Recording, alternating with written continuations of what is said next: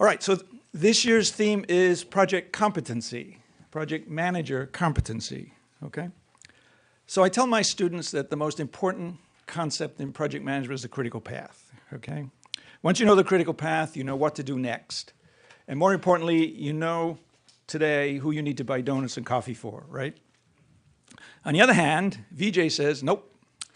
The most important thing in project management is communications. VJ says, communications is 90% of project management. So which one of us is right? Okay, it's a trick question. And we've been debating this for a decade, and neither of us is willing to give an inch.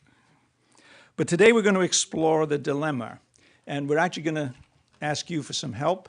And that you includes the people who are watching remotely at a distance, okay? So why are we doing this? Well,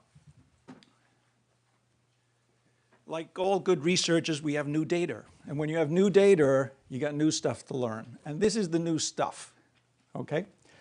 The Project Management Institute has just issued PM curriculum and resources. And we're going to tell you why, where this came from, and hope that you can help us. So in 2013, the Project Management Institute conducted a study which became the Talent Gap Report. And it's really good news for you sitting in this audience, either here or remotely, because the Talent Gap Report says that by 2020, it is estimated that nearly 16 million new project management jobs will be added. Okay, so for the foreseeable future, you guys are all going to have jobs. That's really good news. In 1994, there were 2 bachelor's programs and 9 master's degree programs. Today, there are about 600 schools worldwide teaching project management and about 900 degree programs. But these are nowhere near enough, at least we project, to satisfy the need for the 20 million project managers we're going to need, okay? So, the Project Management Institute funded an initiative to develop, interestingly, an undergraduate curriculum. Part of that's in that book. So the way I explain it is as follows. So a random dean goes to a conference, runs into her fellow deans, and one of them will say, hey, you know, we've been teaching project management. We got lots of enrollments. We're making lots of money in project management.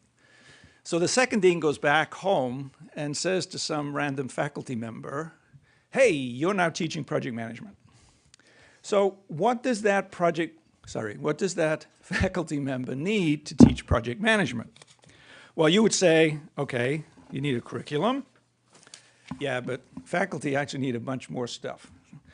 Nasty, gritty things like the syllabus or learning outcomes, okay? Every faculty in the room just went, ooh, learning outcomes. So this report also contains things like that. I personally think the most valuable thing in the whole report is a very nice piece of learning outcomes.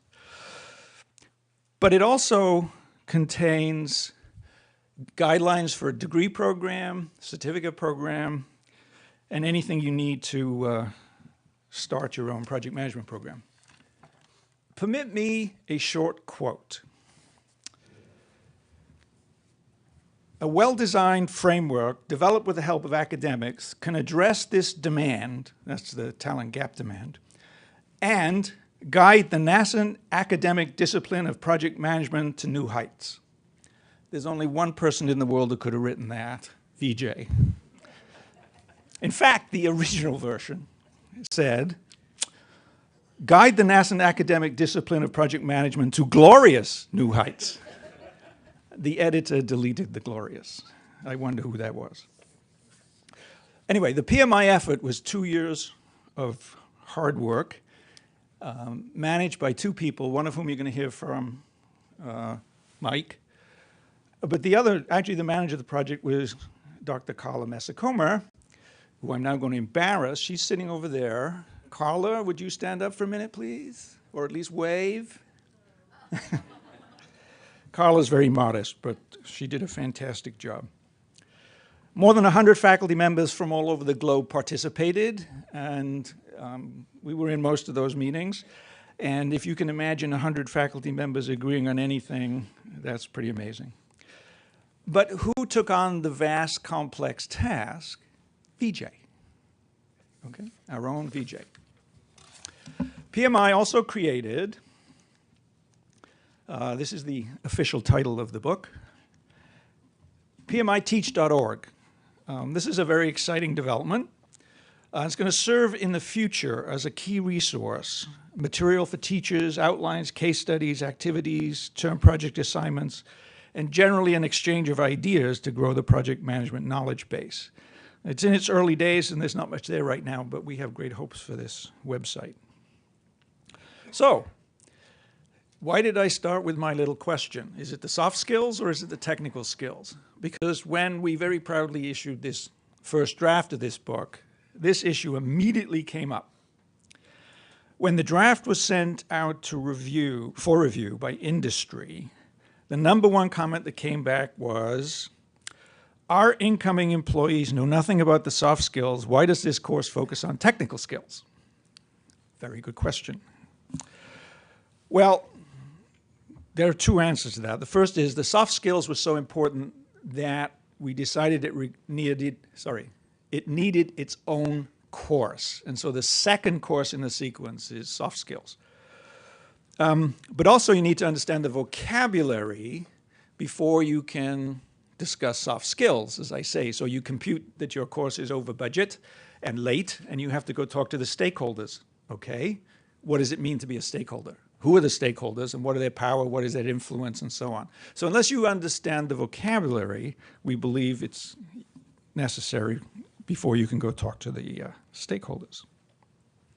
So we're hoping that you will help us answer some of these questions about stakeholders. So the speakers have been warned, and to keep it short, because we really would like to have you and the people online discuss these issues. So when you see me waving, you know that the speakers are going late, all right? You are all warned.